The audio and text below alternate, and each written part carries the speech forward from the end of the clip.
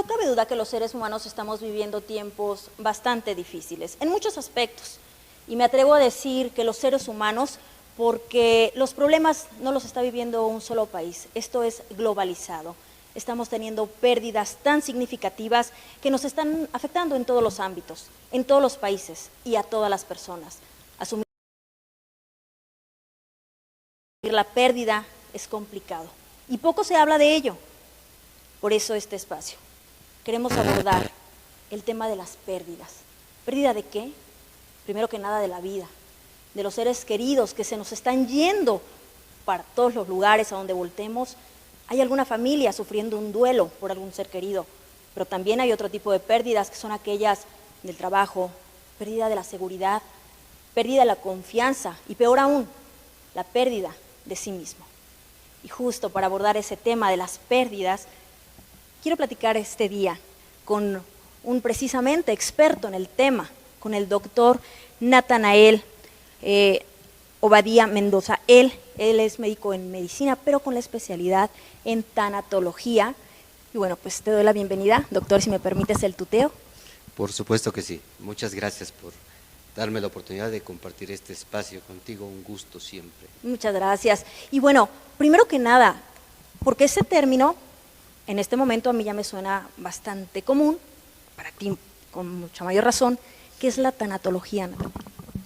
Bueno, la tanatología es precisamente poder elaborar duelos, estrategias para vivir nuestras pérdidas significativas. Inicialmente la tanatología, como su nombre lo indica, trata con la muerte. Sin embargo, desde el 2001 hacia este tiempo, la tanatología no solamente abarca la muerte, sino que abarca toda pérdida significativa.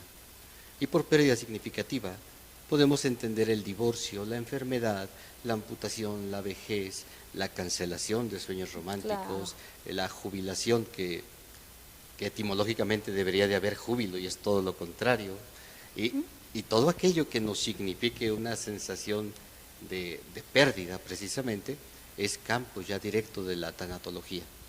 Bueno, yo creo que cada vez debería ser más común entre los médicos, en los hospitales, en los hogares este término y acudir más a ellos, ¿no? En tu caso a los especialistas. Y bueno, Octavio, algo importante, el mundo está convulsionado. Hay un fenómeno bien importante que nos está literalmente volviendo locos a todos, a la economía, a los países, a las personas, a la sociedad en general, el famoso COVID. Está trayendo muerte a las familias, muerte que no estamos, y digo estamos porque tampoco yo lo puedo asumir, lo puedo entender, nos llegó todo de golpe.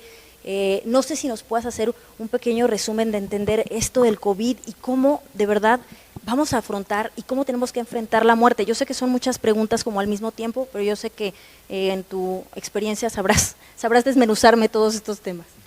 Sí, hay una pérdida sustancial con esta pandemia que nos golpea a todos. Obviamente desde que hablamos de pérdida, perder es lo contrario a ganar. Claro. Por lo tanto, cada vez que pienso en una pérdida, da una sensación natural automática de derrota, da una sensación natural de estar absolutamente vencido, minimizado, dividido, fragmentado, pero solamente puedo perder lo que es mío. Por lo tanto, todo lo que yo amo, todo lo que toca mi afecto es mío, de tal suerte que yo voy a hablar siempre de mi calle, mi casa, mi jardín, mi país, mi nacionalidad, mi mundo, mi equipo, porque todo lo que amo en automático se convierte en propiedad. Por lo tanto, ante la pérdida de una propiedad, nace automáticamente un duelo, es decir, nace automáticamente un dolor, y el dolor es absolutamente natural cada vez que me veo amenazado o cada vez que algo que es mío me es quitado, me es retirado. Y bueno, el COVID evidentemente nos vino a quitar muchísimas cosas, además de la certidumbre, del dolor, sí. Nos está quitando vidas. Y nos está quitando paz, y nos está quitando fuentes de ingresos, nos está quitando tranquilidad, nos está quitando la oportunidad de convivir. Es decir, si hiciéramos una sumatoria real de todo lo que estamos perdiendo, absolutamente todos, por supuesto que el mundo entero, hoy por hoy, está inmerso en una pérdida. Son Claro. muchísimas cosas las que estamos perdiendo, aunque por antonomasia la muerte es la pérdida más grande que Claro. hay. Y aunque las cifras de muerte en sí mismas no son tan grandes, tan significativas, una muerte, por pequeña que sea, en cuanto a cifras, es enorme para la familia y la comunidad que lo está viviendo. Y es justamente el tema que vamos a tratar en esta pequeña cápsula porque es tan amplio, podríamos estar horas y horas y no terminar hablando de las pérdidas. Hay muchos temas que debemos y que además debería ser una responsabilidad individual como ser humano, aprender sobre ellas y poder llevarlas a cabo, ¿no? Y a la práctica, a ese aprendizaje de cómo asumir las pérdidas y los duelos. Pero hoy el que nos atañe es propiamente la pérdida de la vida. ¿Cómo asumir, Octavio, que un ser amado se vaya? ¿Qué hago ante esa situación que es que si bien es cierto, todos sabemos que vamos a morir en algún momento, nadie nos preparamos para ello, ni para nuestra propia muerte, por supuesto tampoco para los que amamos. ¿Qué hacemos ahí? ¿Cómo lo manejamos? Bien, la muerte, al ser un aspecto tan absolutamente natural, al mismo tiempo es sumamente complejo. Y como la muerte es multifactorial, hay 1000 maneras de morir, requiere obviamente un problema multifactorial, requiere de soluciones pluridimensionales para poder ser atajado. Uno de ellos es la cultura, es decir, deberíamos en teoría normalizar el tema de la muerte en los hogares. Pero de alguna manera nos hemos ingeniado para lograr evadirnos del tema de la muerte. Nadie quiere hablar de la muerte. Nadie queremos hablar de la muerte, La definitivamente. traemos, ¿no? Que dice, Sí. si hablas de la muerte, luego nos va a llegar. Definitivamente, ¿no? Es como decir, nos echaste la sal, como dicen aquí en México. Ok. Sí, entonces no queremos hablar de la muerte y por ello es que la muerte misma se nos vuelve todavía mucho más complicada de lo que ya es. Normalizar el tema de la muerte, normalizar nuestro encuentro con el dolor. Y ello no significa que buscamos el dolor, sino que una vez que le tenemos enfrente, aprender a no rehuir de él. El ser humano naturalmente tiene dos maneras básicas de relacionarse con el mundo: adherencia y rechazo, nada más. Todo aquello que me causa placer, que me gusta, me genera adherencia y por lo tanto le llamo bueno. Todo aquello que me genera displacer o me genera dolor, en automático me genera rechazo y le llamo malo. Entonces, mis padres amorosamente, desde que soy niño, me han enseñado que el dolor es malo. Cada vez que me caigo me soban de inmediato, me instan a que ya no llore, que va a pasar. Hay un rezo precioso de los padres que dice sana, sana, y está hecho con células madres de cola de rana. Y si no sana hoy, sana mañana, pero nos dan remedios Pero inmediatos para el dolor. sirve. No, definitivamente. Pero si yo aprendo desde que soy niño que el dolor es malo, lógicamente no es lo mismo, pero es igual. Yo aprendo que el placer es bueno. Por lo tanto, durante mi vida lo que hago es una búsqueda desenfrenada del placer, y ante situaciones como estas que me generan dolor, aprendo que el dolor es definitivamente malo. Sin embargo, ningún ser humano puede aprender sino a través de la experiencia dolorosa. Por lo tanto, esta pandemia nos trae una oportunidad magnífica de poder medrar nuestras situaciones, de poder aprender. ¿Qué hacemos, Octavio? Siendo prácticos, ¿qué hacemos? O sea, a ver, suena muy bien todo lo que tú me dices, pero no logro todavía aplicarlo a la practicidad. Falleció mi mamá, falleció mi hijo, mi vecina, toda su familia acaba de fallecer.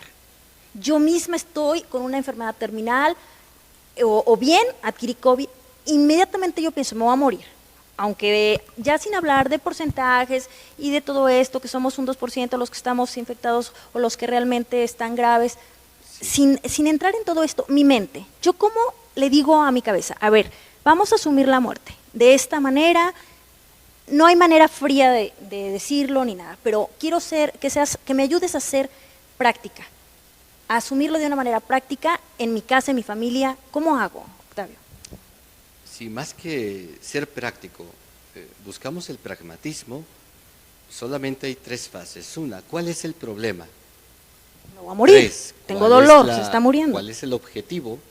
Y 2, el que está en medio y serviría de puente es, ¿qué herramientas tengo para llegar del 1 al 3, es decir, del problema al objetivo. Entonces, el problema es, ¿me voy a morir? Esto no sería realmente el problema, ya que todo mundo va a morir. Sí, claro. Entonces, ¿realmente qué es lo complicado del proceso de muerte o de pérdida? Lo complicado es la fase que se llama duelo. Eso es lo único complicado de la muerte, el duelo. Ayúdame a entender cómo se hace un duelo entonces. En tanatología nosotros le denominamos duelo a la conciencia de pérdida. Cuando el duelo inicia, cuando yo soy consciente de que perdí, no cuando pierdo, sino cuando soy consciente de que he perdido. Puede ser que yo tenga cáncer hace 3 años, pero yo no me he enterado. El día que yo me entero inicia mi duelo, y mi duelo termina el día que yo soy capaz de recordarlo sin sentir dolor. Entonces, ha muerto mi hijo. Sí, mi duelo inicia cuando yo me entero que murió, y mi duelo termina cuando yo soy capaz de recordar sin dolor este evento. Entonces, a esta fase intermedia se denomina duelo, y sería básicamente el único problema que enfrentamos ante la muerte o ante cualquier pérdida significativa, que es este proceso llamado duelo. Ese es el único problema real, siendo prácticos. Por lo tanto, las soluciones reales sería centrarnos en establecer que es un duelo normal y cuento dura, para que este mismo duelo no se me vaya a volver un duelo complicado o un duelo patológico, porque mi camino obligatorio, el tránsito obligatorio para continuar con la vida, es pasar por este camino llamado duelo. Bien, ¿cuánto tiempo nos lleva? ¿Hay tiempos específicos? ¿Inicio el duelo el día que fallece alguien? Yo más bien, no, siéndote muy honesta, claro que me aterra la muerte. ¿Y por qué me aterra? Si ni siquiera sé si viene algo mucho mejor después. Aquí el asunto es, en este momento y en este plano y con mi realidad, ¿yo qué pasos debo tomar? ¿Qué pasos debo hacer ante la pérdida de un ser querido? Porque si hoy me dicen, falleció mañana, me dicen, tu mamá está grave y mañana fallece, a mí me toma por sorpresa, aunque sé que está enferma. Acudo a un terapeuta, lloro lo que tenga que llorar, consuelo a los que tengo que consolar y ser consolada por los que me tengan que consolar, lo que es natural. Yo aquí lo que necesito que me apoyes es a cómo minimizar, no el dolor,